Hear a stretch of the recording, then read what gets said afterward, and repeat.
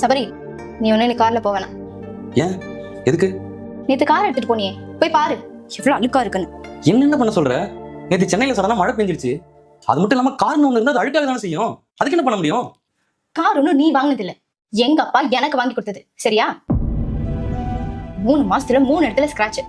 காசு கொடுத்து வாங்கினதானே தெரியும் தடாரும். ஏய், கார்னு ஒண்ணு இருந்தா அது ஸ்கிராட்ச் ஆக தான் செய்யும். அது மட்டும் இல்லாம நீ கார் எடுக்க கூடாதுன்னு சொல்லியிருந்தா நான் ஏன் அதை எடுக்க போறேன்? இந்த கார் என்னோடது. நீ எடுத்துட்டு போனா முதல்ல என்கிட்ட பெர்மிஷன் கேட்கணும்.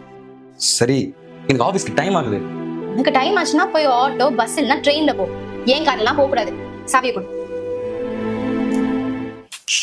சபரி, சாவி என் கையில கொடுன்னு சொன்னேன்.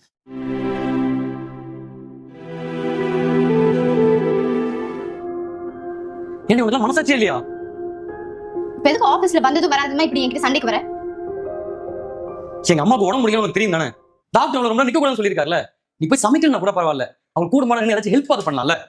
உங்க அம்மாக்கு நான் என்ன ஹெல்ப் பண்ணணும்? நான் என்ன உங்களுக்கு எல்லாம் படிச்சு கொட்ட வந்திருக்கேன்? இப்படி அதிகாரம் பண்றதுக்கு இது ஒண்ணும் உன் வீடு இல்ல, எங்க அப்பா எனக்கு கொடுத்த வீடு. உங்க அம்மா வேலை முடியலன்னா ஏதாவது ஆள் வச்சுக்க சொல்லு. சம்பளத்தை கூட நான் எங்க அப்பா கிட்டதே வாங்கி கொடுத்துறேன். என்னால வேலை செய்ய முடியாது. இங்க பாரு, நீ எனக்கு பொண்டாட்டி, எங்க அம்மாவுக்கு நீ மருமக. அது கொஞ்சமாச்சும் மனசுல வச்சுட்டு பேசு. ஓஹோ, நீ ஒண்ணு என்ன சும்மா கல்யாணம் பண்ணிட்டு வரல. 20 லட்சம் டவுரி கொடுத்துருக்கோம். அது போக இந்த வீடு, காரு, நகைங்க வேற இத்தனையும் கொடுத்துட்டு உனக்கும் உங்க அம்மாக்கும் வேலைக்காரியா வேற இருக்கணுமா? ஏய், கொஞ்சம் அமைதியா பேசுறீ. எங்க அம்மா கதை இருந்தா கஷ்டப்படுவாங்க. கேட்கட்டும், நல்லா கேட்கட்டும். எனக்கு ஒண்ணும் பயம் இல்ல. நான் ஒண்ணும் போய் சொல்லிடலையே. நீங்க வாங்கினதை தானே சொன்னேன்.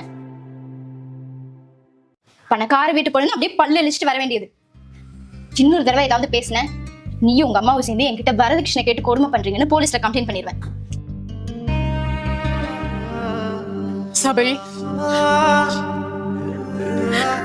உன் வாழ்க்கை இப்படி நாசமா போனதுக்கு நான் தான்ப்பா காரணம். என்ன மன்னிச்சிருப்பா. அன்னைக்கே நீ ஆசைப்பட்ட மாதிரி நீ லவ் பண்ண பொண்ணையே நான் உனக்கு கல்யாணம் பண்ணி வச்சிருந்திருக்கணும்.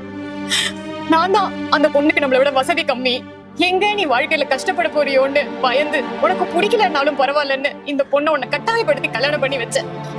அந்த பொண்ணை கல்யாணம் பண்ணிருந்தா நீ கார வீடு இருந்திருப்பியான்னு எனக்கு தெரியாதுப்பா.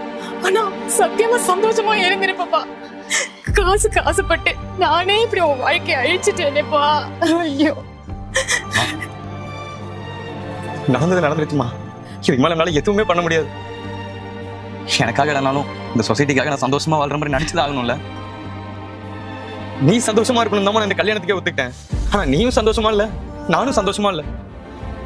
கடைசி வரைக்கும் இப்படியே வாழ்ந்துட்டு போயிட வேண்டியதான் போல.